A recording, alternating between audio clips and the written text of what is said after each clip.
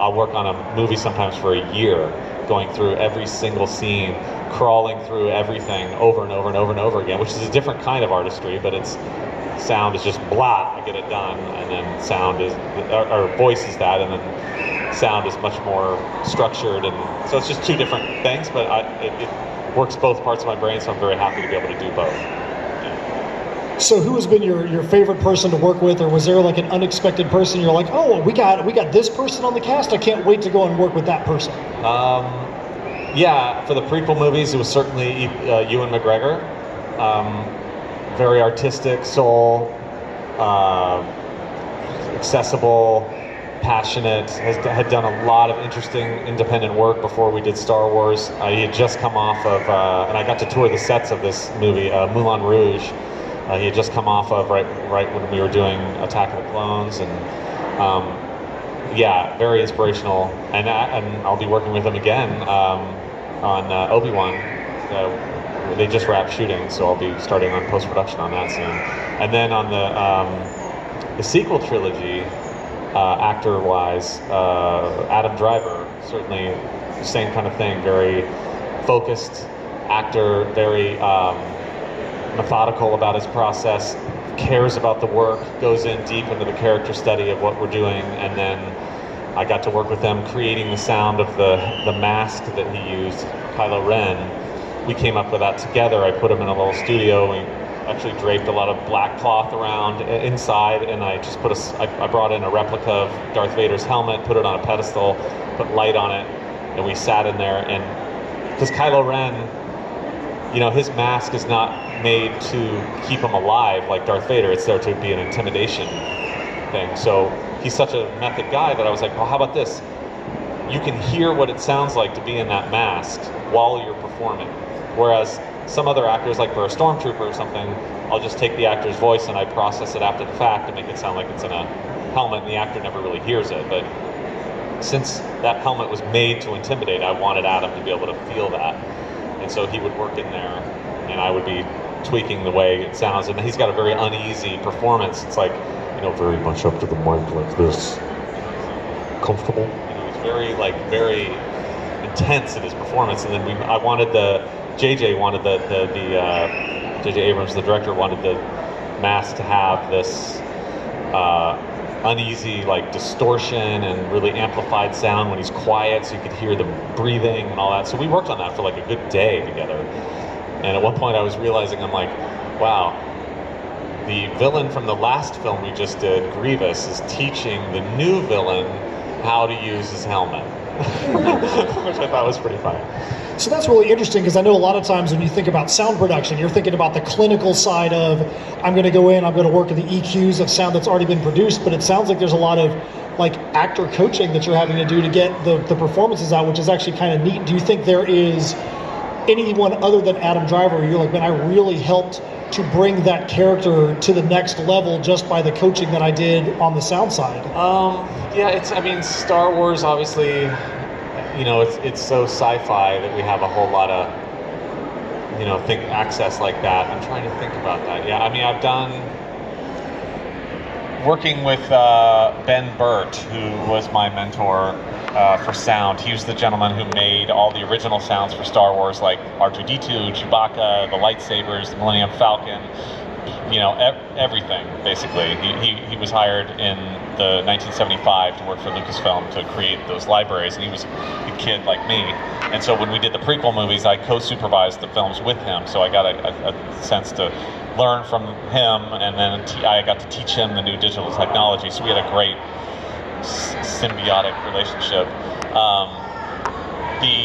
So we did the movie WALL-E together for Pixar, and that was one of those where I brought tools to the about how to create the voices for WALL-E, and so Ben's voice is the voice of WALL-E. That WALL-E, you know, that's Ben, and so we did that with a Wacom tablet pen tool. We were able to like draw performances out of him and change the pitch and intonation and performance of that. And so coming up with the character of WALL-E was something we did together, and that, I think, formed the way the character. It's the same with Eve too. WALL-E and Eve were both done that way. And and yeah, Ben got to be the voice of Wally for that. And so that was another moment where sound and acting came together in that sort of way. Now, were you involved with Emily Swallow with The Mandalorian, having to do all of her voice acting underneath the helmet? Yes. Yeah. So she's I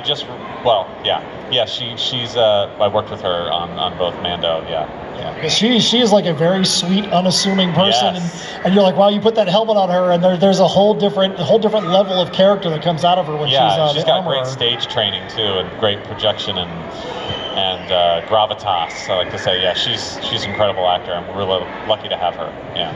Well, we are almost out of time here. We're going to take a couple more questions if we have them. I see there's one right here. Yeah. So what you got? What's your question?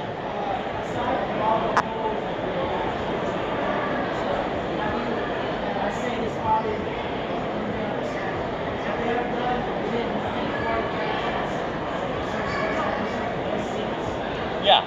So the theme, like you're asking about the theme parks. So yeah, I can't remember the name of the division of Disney.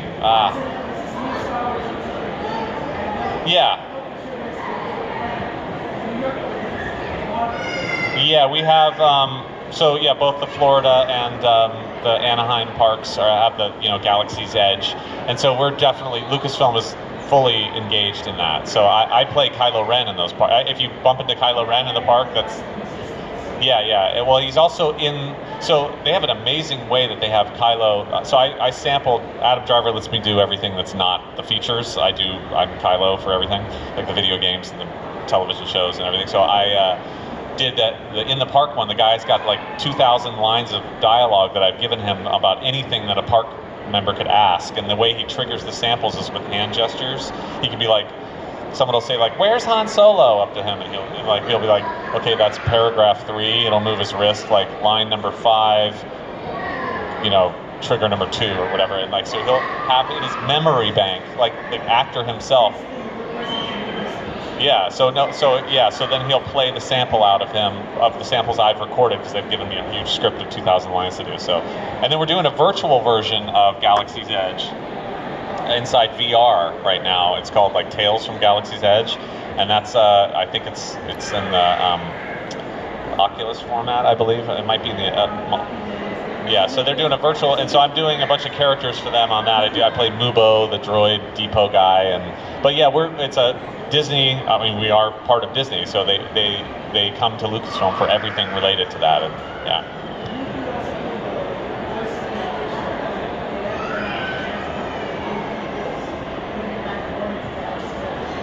Yeah, I'm sure anything that has to do with Star Wars and that will be part of, yeah. But hopefully we'll get Pedro Pascal for that one. All right, so I think we have time for 2 more questions. Okay. One here, then there's one over here. What's your question, my man?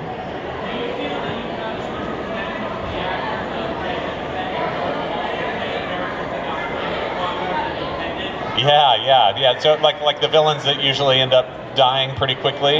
Yeah, I love that actually. Like when Darth Maul was, obviously only in one movie, but then we brought him back for a lot of the animated stuff, or actually just the end of the Solo movie. But I love being part of that, like a character that's there for a little while and makes an impression and goes away. And like the moment when I was a huge Boba Fett fan as a kid, I remember sending away the little proof of purchases to get the free character back in Empire Strikes Back days. And so when I was shooting the scene for Mando at the end, where Bib Fortuna is. I'm there sitting on the throne, and here in walks, Boba Fett in full regalia armor, and I know Tamura Morrison quite well because I've worked with him on the prequels. But I was sitting there while we're shooting it, like it's in process. We're shooting, and they've completely recreated the Jabba's palace scene, and you see Boba walk over, and I'm like sitting there going, "Is this really happening to me right now? Like, am I about to be killed by Boba Fett? Like, why am I?" Yeah. So or shot by Boba Fett, I should say. So like I love being part of that. I love the fact that we've got a book of Boba Fett that we're making right now. That's going to be a division. All right, we got time for one more question over here. She had a question for you. Speak real loud for us. Hi. Someone over there.